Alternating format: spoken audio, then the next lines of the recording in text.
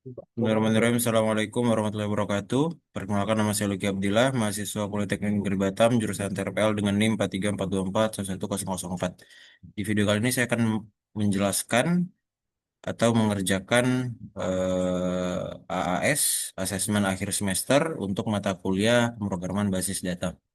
Di sini ada 4 soal. Dari yang pertama itu membahas mengenai toko buku online dengan 4 tabel. Yang pertama ada pelanggan.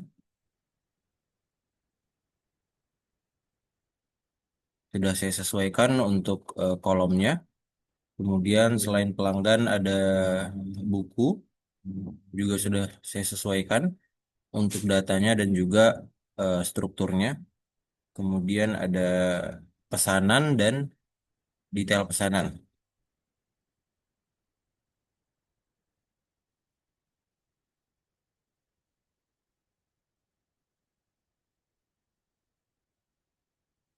Nah, saya langsung menjawab soal yang pertama, yaitu menampilkan daftar nama pelanggan beserta total uang yang telah mereka belanjakan, diurutkan dari total belanja terbesar dan hanya menampilkan pelanggan yang telah berbelanja lebih dari 500.000. Kalau dilihat dari soalnya itu membutuhkan eh, keempat tabelnya ya. Yang pertama ada pelanggan, kemudian ada tabel pesanan dan detail pesanan. Kemudian untuk mengambil harganya itu membutuhkan tabel buku. Di sini saya sudah menyiapkan query-nya. Saya tidak akan menulis ulang dari nol, cuman saya menjelaskan saja. Pertama, mengambil P nama. P nama diambil dari pelanggan, kemudian menjumlahkan B harga dan detail pesanan jumlah. B diambil dari buku dan DP jumlah diambil dari detail pesanan. Disimpan sebagai total belanja. Kemudian inner join yaitu untuk menyocokkan antar tabel yaitu pesanan, kemudian inner join dengan detail pesanan dan inner join dengan buku. Kemudian di group by bisa ID ya untuk lebih akurat. Kemudian kita kasih kondisi tambahan di mana total belanja atau harga buku dan detail pesanan jumlah itu harus lebih dari 500.000. Lalu di order berdasarkan total belanja dan diurutkan dari yang terbesar. Nah, bisa dilihat di sini ada Pandu dengan total belanja 101.000, ada Alam dan juga Fajar. Kemudian soal yang kedua, yaitu tampilkan 5 buku dengan kategori fiksi yang paling banyak terjual selama tahun 2023. Di sini membutuhkan, dilihat dari soalnya membutuhkan buku untuk mengambil kategori, kemudian dibutuhkan tabel data dari tabel pesanan dan detail pesanan.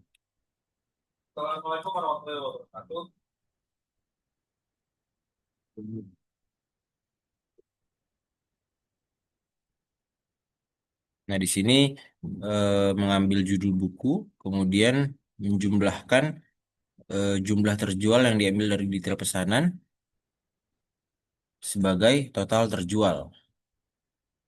Ambil dari detail pesanan, melakukan inner join untuk melakukan eh, penyocokan antar table pesanan, di mana pesanan ID itu detail pesanan ID dari table detail pesanan itu sama dengan pesanan ID. Kemudian inner join lagi ke buku untuk di mana detail pesanan buku ID sama dengan buku ID. Lalu diberikan klausa where di mana kategori buku itu fiksi dan tahun penjualan itu 2023. Kemudian di grouping berdasarkan ID buku untuk lebih akurat. Boleh seperti ini untuk grouping berdasarkan ID dan judul, tapi ID saja sebenarnya sudah cukup. Kemudian di order berdasarkan total terjual dan diurutkan dari yang terbesar di limit 5 data saja. Kita jalankan, maka dapat data yang diinginkan. Lanjut ke soal ketiga.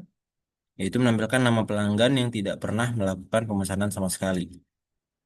Untuk soal yang ketiga ini hanya butuh dua tabel ya, yaitu pelanggan dan pesanan saja. Kira-kira query-nya seperti ini. Ambil nama pelanggan dari pelanggan P, kemudian menggunakan left join. Kenapa left join? Karena mengambil semua data dari pelanggan, tidak peduli ada atau tidak di eh, pasangannya di tabel yang dijoinkan. Kemudian yang mana pesanan ID-nya nol. Coba jalankan. Sini dapat ada Jainal dan Arij. Untuk melakukan eh, validasi, kita melihat pelanggan. Untuk Jainal itu ID-nya 4 dan Arij ID-nya 8. Kita langsung cek saja ke tabel pesanan.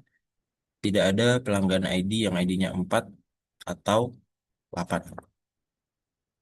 Itu untuk soal yang pertama. Untuk soal yang kedua yaitu mengenai database kepegawaian. Sudah saya kelompokkan, langsung saja. Untuk tabelnya sendiri ada 4, departemen, karyawan, proyek, dan tugas. Mungkin saya untuk mempersingkat waktu, saya langsung saja ke soal, yaitu yang pertama, tampilkan nama departemen dan jumlah karyawan di setiap departemen. Tampilkan juga departemen yang tidak memiliki karyawan sama sekali.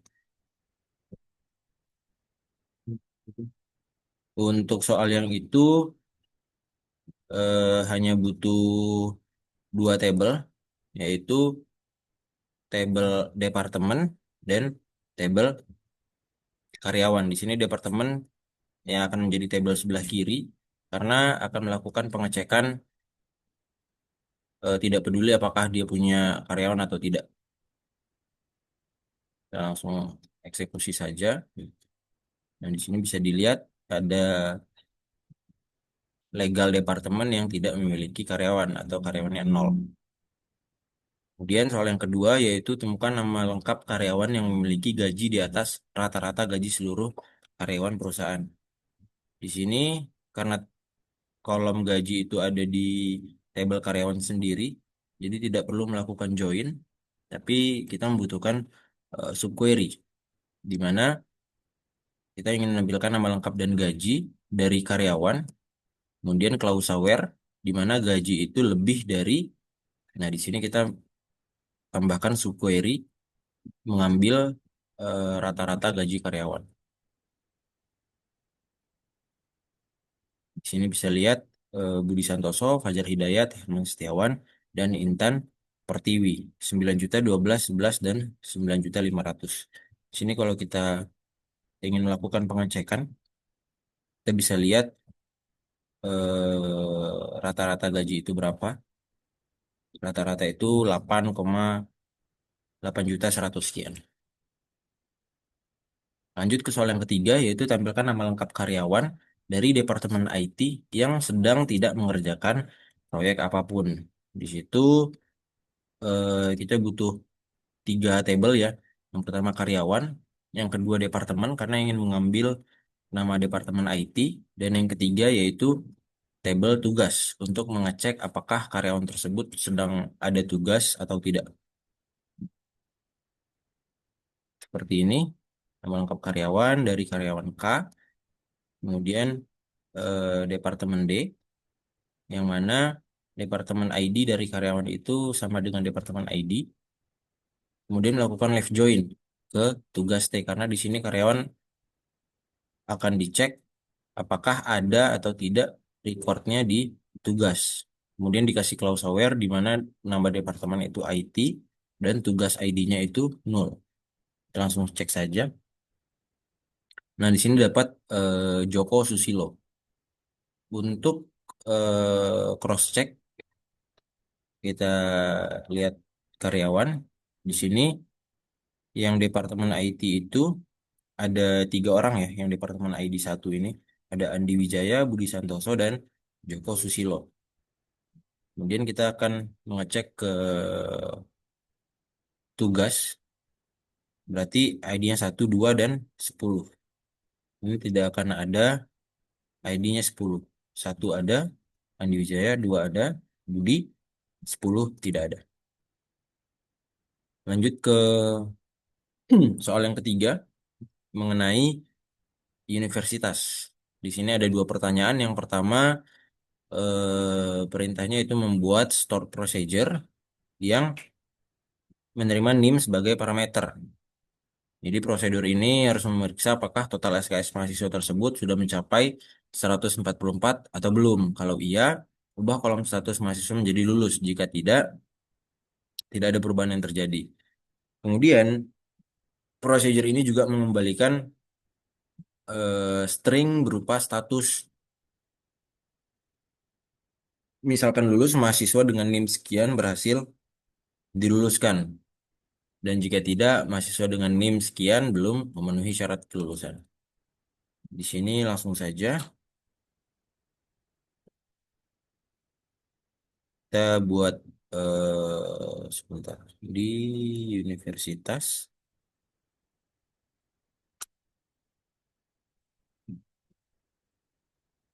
Kita langsung saja ke membuat prosedurnya. Saya akan menjelaskan secara ringkas. Ini menerima parameter masuk yaitu berupa NIM. Kemudian membuat variabel bernama v total SKS yang tipe datanya integer. Kemudian di sini mengambil total SKS dan dimasukkan ke variabel v total SKS dari mahasiswa di mana NIM sama dengan parameter NIM. Kemudian melakukan pengecekan apakah v total SKS itu lebih dari 144. Kalau iya, maka mahasiswa diupdate statusnya menjadi lulus dengan NIM yang sama dengan parameter NIM. Kemudian untuk pesannya ini dimasukkan mahasiswa dengan NIM parameter berhasil diluluskan dan dimasukkan ke pesan. Seperti itu. Di sini saya dulu ininya disimpan saja. Kemudian kita coba call proses kelulusan mahasiswa dengan NIM M001. Untuk mengecek terlebih dahulu, kita cek dulu mahasiswanya. Kita akan menguji untuk dua record yaitu M01 dan M02, SKS 144 dan 130. Kita coba yang tadi M001, eksekusi. Dan di sini berhasil diluluskan. Kemudian kita coba untuk mahasiswa M002. Nah, kita coba untuk menampilkan full text. Mahasiswa dengan NIM M002 belum memenuhi syarat kelulusan. Kita cek lagi ke mahasiswanya. Harusnya M001 sudah berubah jadi lulus. Oke, itu yang untuk soal yang pertama. Dan yang kedua, membuat sebuah function bernama hitung IPK yang menerima NIM sebagai parameter dan mengembalikan nilai indeks prestasi kumulatif atau IPK mahasiswa terkait. IPK dihitung dengan rumus SKS dikali bobot nilai dan dibagi SKS. Langsung saja kita bikin seperti ini ya. Parameter NIM, kemudian mengembalikan nilai desimal. Lalu membuat variabel total bobot dengan tipe data desimal, defaultnya 0, kemudian total SKS dengan tipe data integer, defaultnya 0 juga. Nah, di sini terlakukan penjumlahan sum dari mata kuliah MK ini, join mata kuliah SKS, kemudian dikali nilai nilai huruf.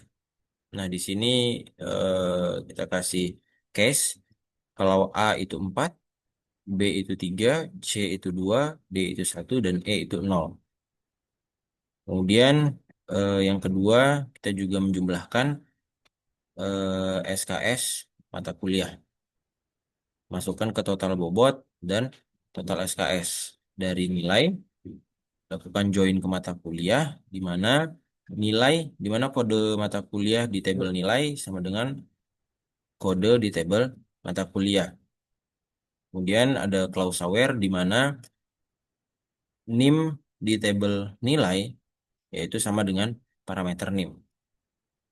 Jika total SKS 0, return 0, tidak terjadi apa-apa.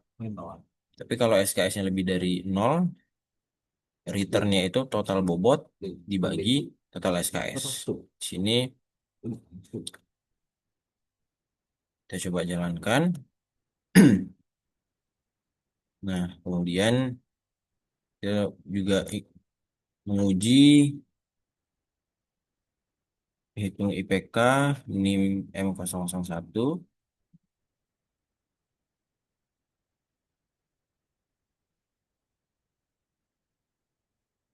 Eh,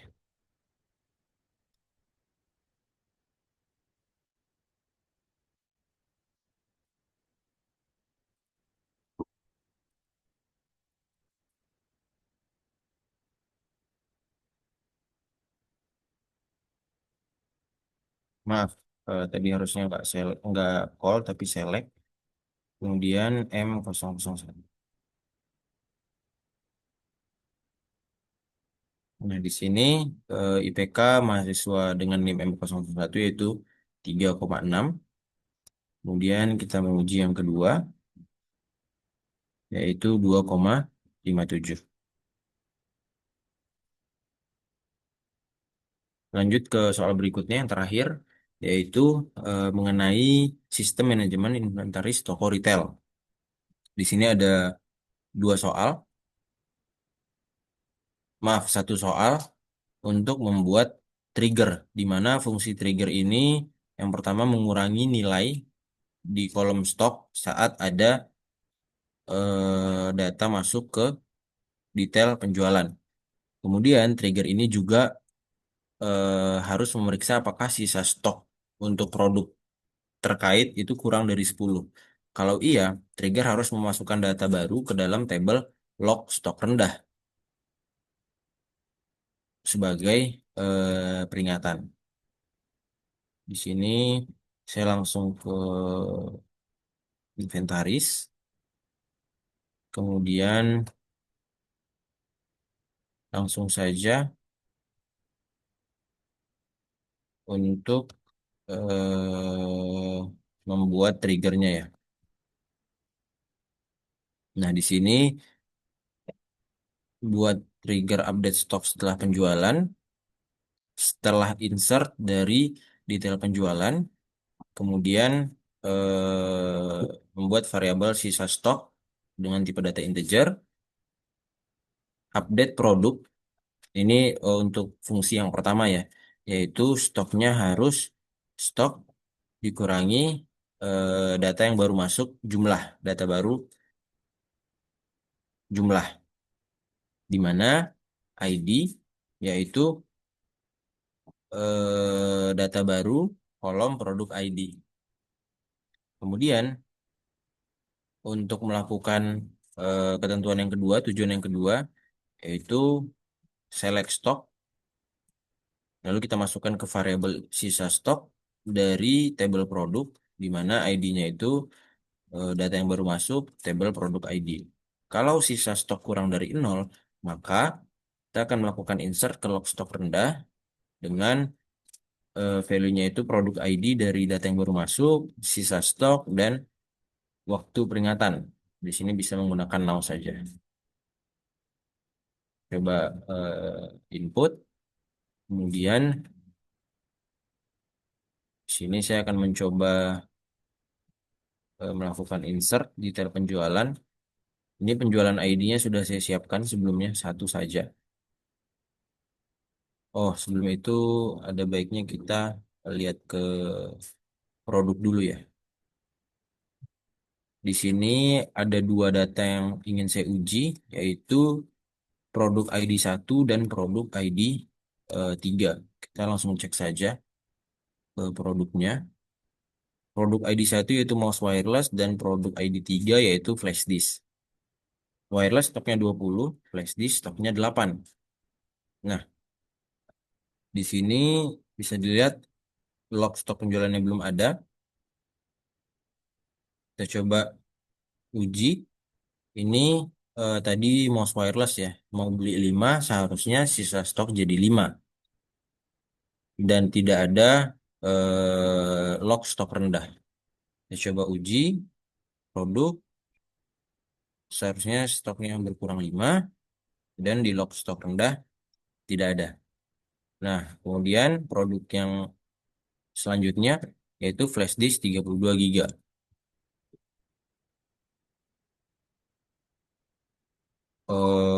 Stoknya 8. Nah, di sini kita coba beli 3 saja. ID produknya 3.